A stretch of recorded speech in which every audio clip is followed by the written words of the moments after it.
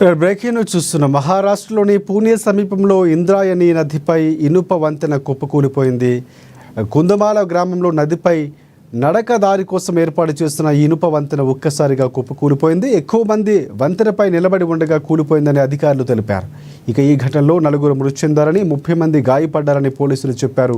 38 మందిని కాపాడమని, కొందరు నదీ ప్రవాహంలో కొట్టుకుపోయినట్లు తెలిపారు. సాయంత్రం 4 గంటల సమయంలో 100 మంది వరకు పర్యాటకులు బ్రిడ్జిపై ఒకే చోట నిల్చొని ఉన్నారు. కాగా ఈ పాత ఇనుప వంతెనను కేవలం పాదచారుల కోసమే నిర్మించారని మహారాష్ట్ర విపత్తు నిర్వహణ శాఖ మంత్రి గిరీష్ మహాజన్ తెలిపారు. ద్విచక్ర వాహనదారులు ఈ వంతెనపై రాకపోకలు సాగించరాదంటూ కూడా హెచ్చరికలు బోర్డు కూడా ఉన్నాయన్నారు. ఇలాంటి హెచ్చరికలు ఎవరూ పట్టించుకోలేదని కూడా చెప్పారు. మృతుల కుటుంబాలకు 5 లక్షల రూపాయల చొప్పున పరిహారం అందించినట్లు తెలిపారు. తప్పించుకుపోయిన వారు, కొట్టుకుపోయిన వారి గురించి వివరాలు సేకరిస్తున్నామని, చర్యలు కొనసాగుతున్నట్లు వివరించారు.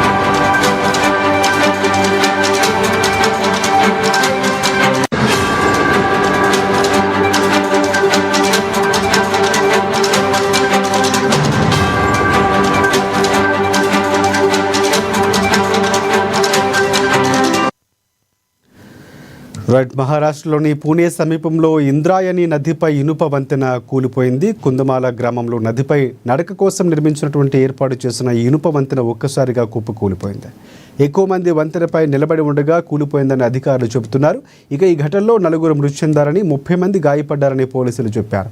38 మందిని కాపాడినట్లు, అలాగే కొందరు నదీ ప్రవాహంలో కొట్టుకుపోయినట్లు వెల్లడించారు. సాయంత్రం 4 గంటల సమయంలో 100 మంది వరకు పర్యాటకులు బ్రిడ్జిపై ఒకే చోట నిల్చొని ఉన్నారు. కాగా ఈ పాత ఇనుప వంతెనను కేవలం పాదచారుల కోసమే నిర్మించామని మహారాష్ట్ర విపత్తు నిర్వహణ శాఖ మంత్రి గిరీష్ మహాజన్ తెలిపారు. ద్విచక్ర వాహనదారులు ఈ వంతెనపై రాకపోకలు సాగించరాదు అంటూ హెచ్చరిక బోర్డులు కూడా ఉన్నాయని తెలిపారు. ఇలాంటి హెచ్చరికలు ఎవరూ పట్టించుకోవడం లేదని కూడా చెప్పారు.